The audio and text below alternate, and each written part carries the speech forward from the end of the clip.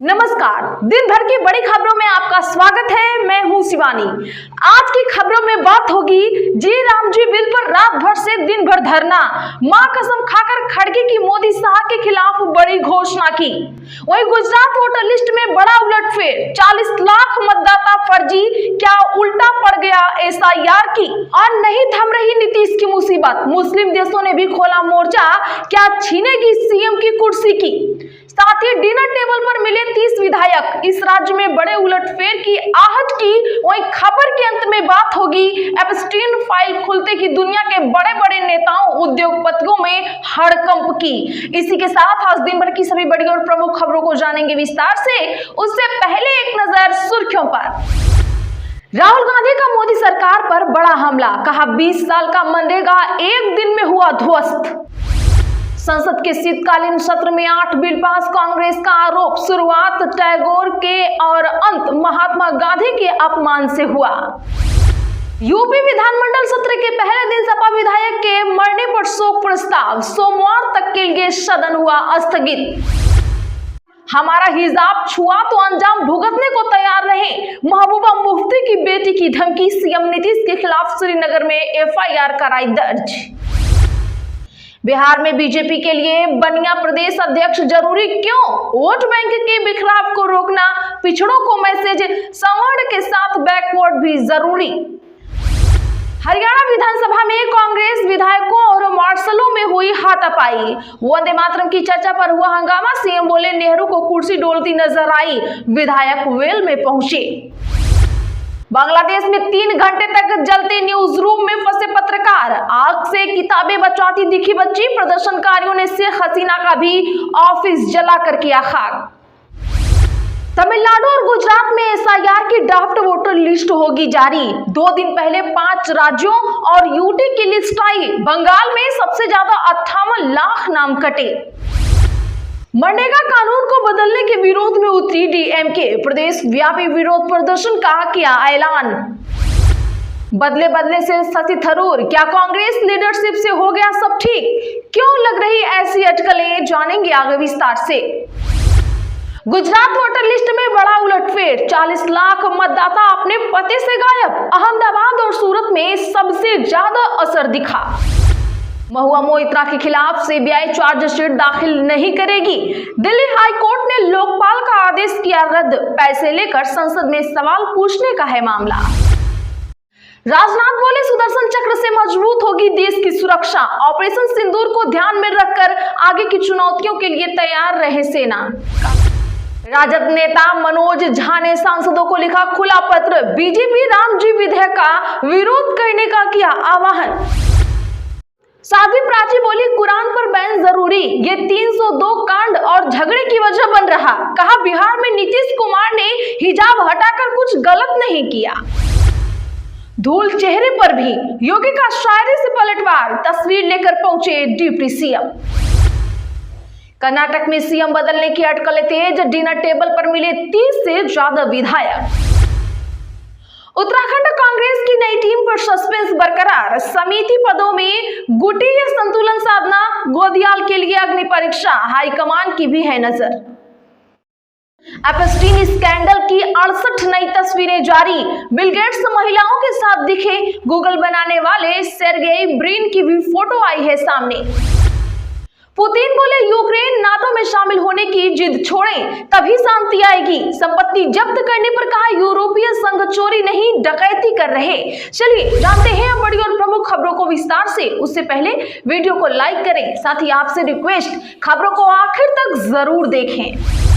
राहुल गांधी का मोदी सरकार पर बड़ा हमला, कहा 20 साल का मनरेगा एक दिन में हुआ ध्वस्त। जी हां दर्शकों, बता दें कि कांग्रेस नेता और लोकसभा में नेता विपक्ष राहुल गांधी ने विकसित भारत जी राम जी विधेयक को लेकर केंद्र की मोदी सरकार पर तीखा हमला बोला है।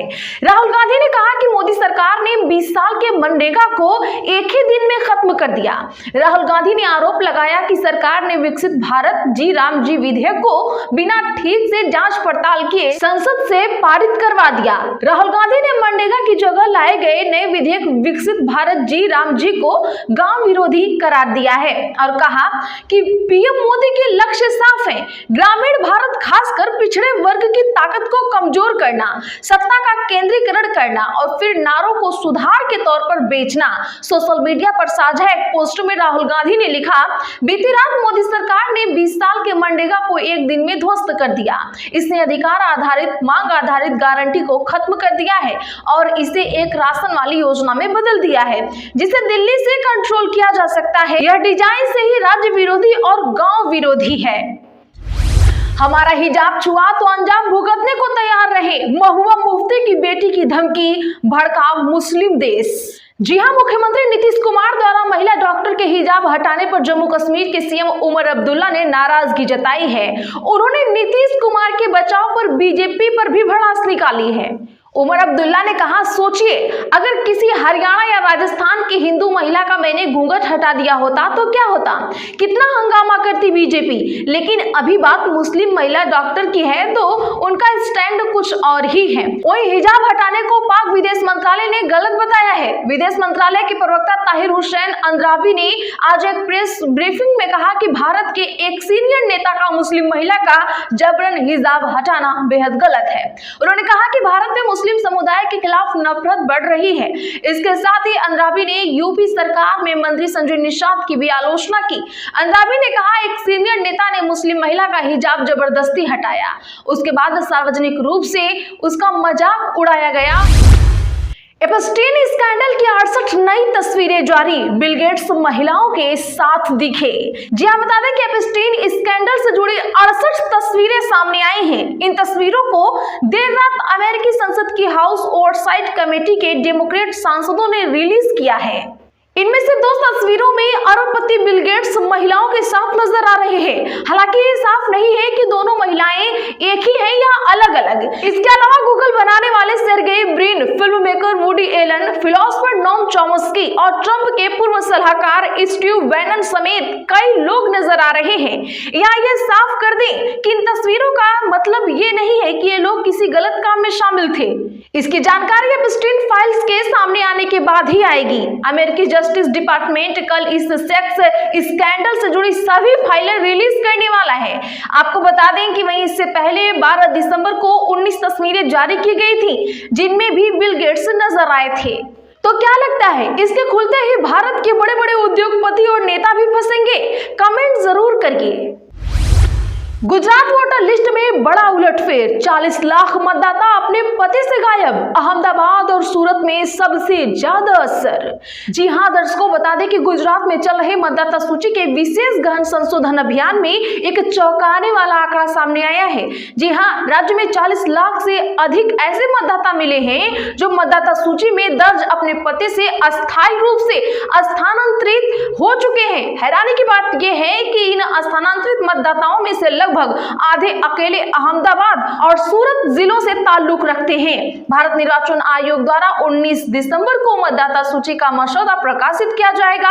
आंकड़ों के अनुसार कुल 73,94,000 मतदाताओं के नाम विभिन्न कारणों से सूची से हटाए जाने की संभावना है। इन कारणों में मृत्यु, अस्थायी स्थानांतरण, अनुपस्थिति और डुप्लीकेट वोटर कार्ड शामिल हैं। गौर करने वाली बात यह है कि हटाए जाने वाले नामों में सबसे बड़ा हिस्सा यानी 54% उन लोगों का है जो अपने मूल पते से हमेशा के लिए दूसरी जगह पर बस गए हैं।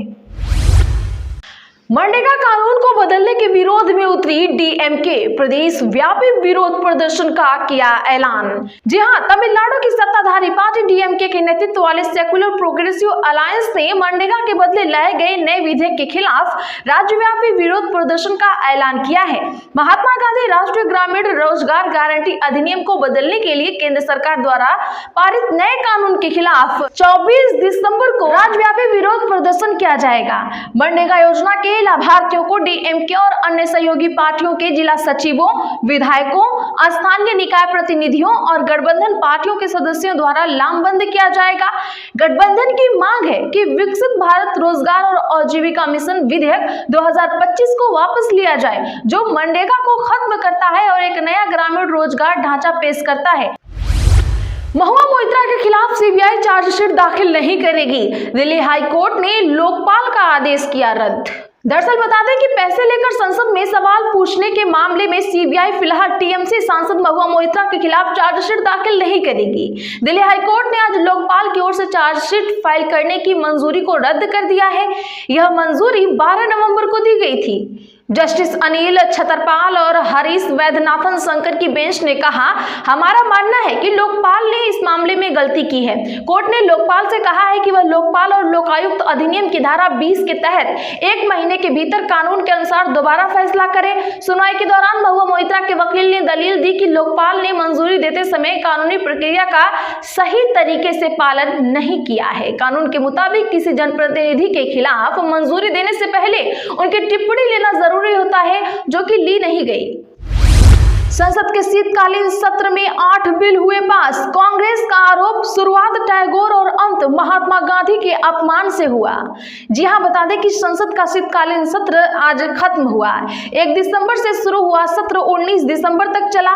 केंद्र सरकार ने 14 बिल लाने की बात कही थी। विपक्ष का आरोप है कि 12 बिल ही पेश किए गए। दोनों सदनों से 8 बिल पास किए गए, 2 बिल कमेटी को भेजे गए। सरकार ने कुछ बिल पेश ही नहीं किए। कांग्रेस सांसद जयराम रमेश ने आरोप लगाया कि सत्र की शुरुआत रविंद्रनाथ टैगोर के अपमान से हुई और अंत महात्मा गांधी के अपमान से हुआ।